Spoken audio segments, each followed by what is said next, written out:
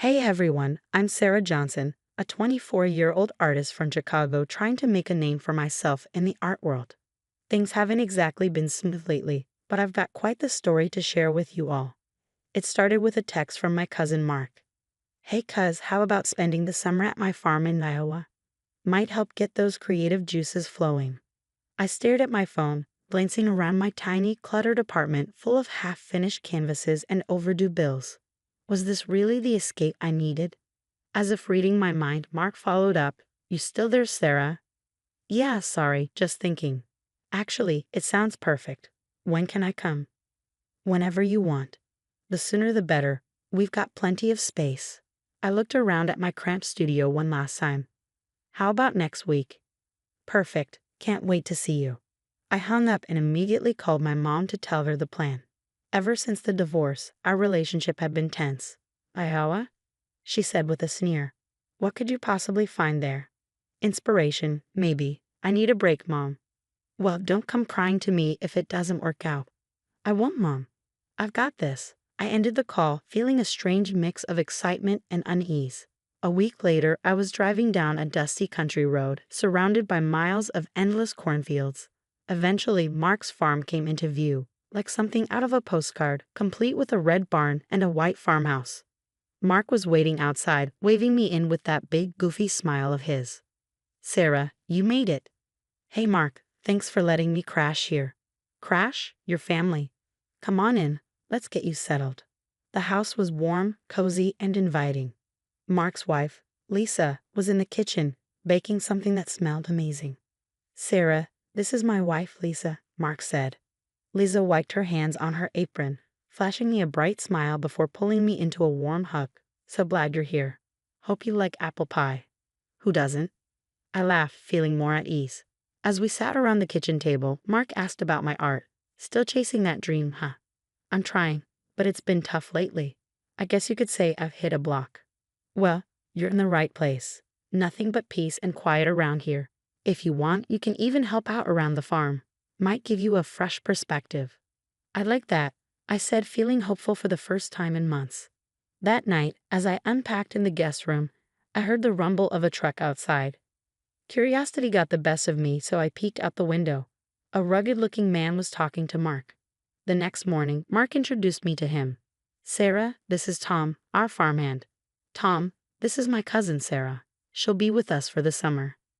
"Nice to meet you," Tom said, his expression unreadable. As the days passed, I started to settle into the slower rhythm of farm life. The fresh air and wide open spaces were exactly what I needed. I even started sketching again, inspired by the endless rolling fields and sunsets that stretched across the sky. One evening, as I was watching the sun dip below the horizon, Mark joined me on the porch. "So how are you liking it here so far?" he asked. "It's beautiful, Mark. Really, thanks for having me. Of course, Sarah, I was thinking, since you're staying the whole summer, maybe you could pitch in a little more. Nothing too hard, just some extra chores here and there." "Sure, I'd be happy to help," I said, not realizing how much I'd regret those words. At first, the tasks were manageable, feeding the chickens, helping Lisa in the garden. But soon, Mark was waking me up at dawn to muck out the stables and fix broken fences. "Mark, this is getting to be a bit much," I said, frustration creeping into my voice. "I came here to focus on my art, remember. Art doesn't put food on the table, Sarah. You're eating our food, aren't you?" I bit my lip, trying to stay calm. "Of course, and I'm grateful, but—" But then Mark's patience snapped. "Quit complaining and get to work," he barked. Days blurred together in a haze of exhaustion. One morning, as I dragged myself to the kitchen, I noticed something strange. My phone wasn't where I left it. "Hey Lisa, have you seen my phone?" I asked, trying to sound casual. She avoided my eyes. "No, sorry. Maybe you left it in the barn." I searched everywhere, but it was gone. So were my car keys. Panic began to rise in my chest. I found Mark in the yard. "Mark, I can't find my phone or keys. I need to call my mom." He scoffed, not even looking at me. "What for? To complain? You're fine here." That's when I met Karen, Mark's mother. She'd arrived unannounced, eyeing me like I was some kind of parasite. "So this is the freeloader," she said, her voice thick with judgment. Mom, Mark said sharply, this is Sarah. She's helping out around the farm. Karen looked me up and down, unimpressed. Doesn't look like she's doing much helping to me. I opened my mouth to defend myself, but Mark cut me off, his voice cold. Don't worry, Mom. I'll make sure she earns her keep. After that, everything got worse. If I didn't finish my chores to Mark's satisfaction, he'd withhold meals. You don't work, you don't eat. That's how it is here, he said, smiling like it was a joke. I tried to reason with him. Mark, this isn't right. I'm your cousin, not your slave. His eyes narrowed, and a dangerous edge crept into his voice. You ungrateful little, after everything we've done for you. I flinched, shocked by his anger. That's when Tom, the farmhand, stepped in. Boss, maybe you should ease up a bit, Tom said, his voice quiet but firm. Mark rounded on him, his face flushed with rage. Mind your own business, Tom, or you'll be looking for a new job. Tom backed off, but later when he found me alone, he whispered, I'm sorry, Sarah. Mark's done this before. What do you mean? Last summer, it was his nephew. Kid came to stay, ended up working himself to the bone. Left in the middle of the night. A chill ran down my spine. Why don't you say something? Tom looked away, his face clouded with regret. It's not that simple. Mark's got dirt on me. I can't afford to lose this job. I nodded, understanding but feeling more isolated than ever. One day, desperate to escape the relentless grind, I snuck out to the barn where I'd hidden my art supplies. Painting was my only refuge, but when I opened the door, I found my canvases slashed and my paint scattered across the floor. No, no, I whispered, dropping to my knees, tears blurring my vision. Oops, Mark's voice came from behind me, smug and taunting. Guess there was an accident in here. Shame. I turned to him, my voice breaking. Why are you doing this? Because you're here to work, not play with your little hobby. Now clean this mess up and get back to your chores. He muttered as he walked away, useless city girl. I stared at the ruined remnants of my art supplies, something inside me snapping. This wasn't about chores anymore. Mark was trying to break me. That night, as I lay in bed, muscles aching and stomach growling, I made a decision. I had to get out, no matter what. But how? With no phone, no car, and miles from the nearest town, I was trapped. The next morning, while lugging a heavy bucket of milk across the yard, I tripped over a root. The bucket slipped from my grasp, crashing to the ground. Milk splashed everywhere. You clumsy idiot. Mark's voice thundered behind me. I turned, stammering an apology, but his hand came out of nowhere. The slap was so hard, it knocked me off balance. I tasted blood. That night, after everyone had gone to bed, I snuck out to find Tom. He was in the barn, startled when he saw me. Sarah, what are you doing out here? I need your help, Tom. I have to get out of here. His eyes widened in alarm. It's not safe. Mark will. I don't care what Mark will do. I can't stay here another day. Please. Tom was silent for a long moment before he finally nodded. All right, tomorrow night. I'll leave my truck unlocked. Keys will be under the floor mat. Thank you, I whispered, a flicker of hope kindling in my chest for the first time in months. The next night dragged on forever. I packed my few belongings into a small bag and waited for the house to fall silent. Hours ticked by. Just as I was reaching for the back door, a light flicked on in the kitchen. Who's there? Karen's voice called out. I ducked behind the couch, my heart pounding in my ears. I held my breath, praying she wouldn't investigate further. After an eternity, I heard her shuffle back upstairs, grumbling. Once the coast was clear, I slipped out into the cool night air. I sprinted across the yard to Tom's truck, my pulse racing. As I pulled out of the driveway, headlights suddenly blazed to life behind me. Mark's truck. He must have heard the engine, I muttered, slamming my foot on the gas. Mark was right behind me, honking and flashing his lights. Come on, I urged, pushing the old truck as fast as it would go.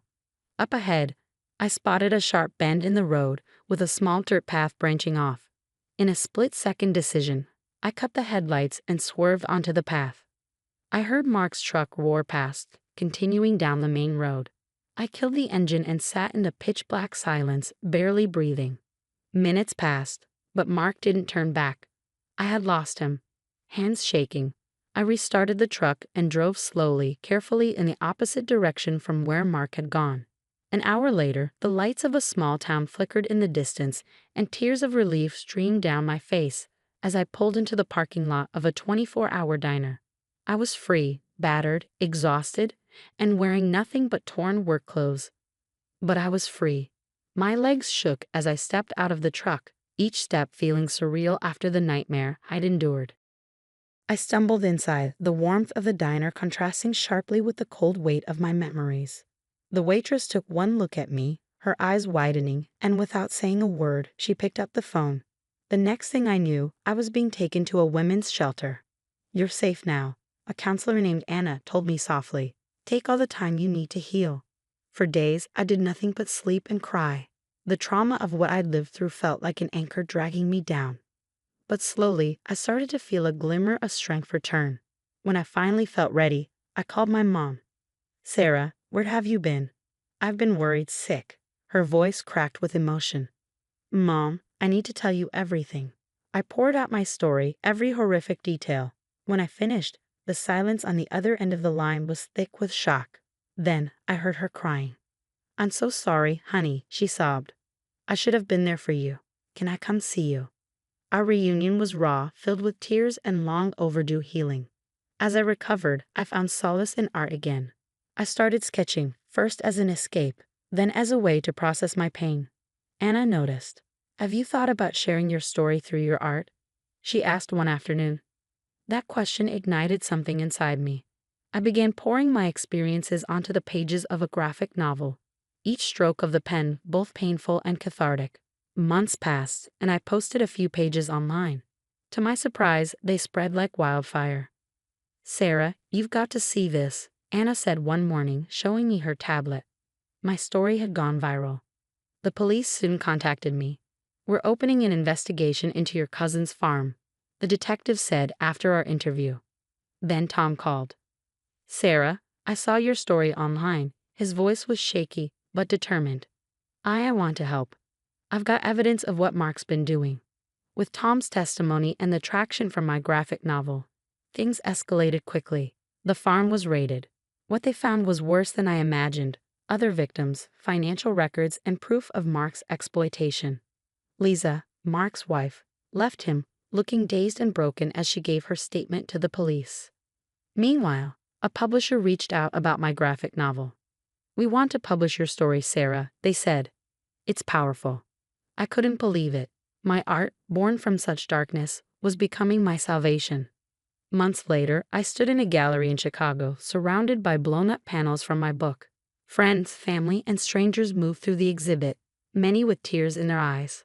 My mom stood beside me, squeezing my hand. "I'm so proud of you, sweetie," she whispered. As I mingled with the crowd, my phone buzzed. It was a text from Tom. "Just heard, Mark's been sentenced. 15 years for labor trafficking and tax evasion.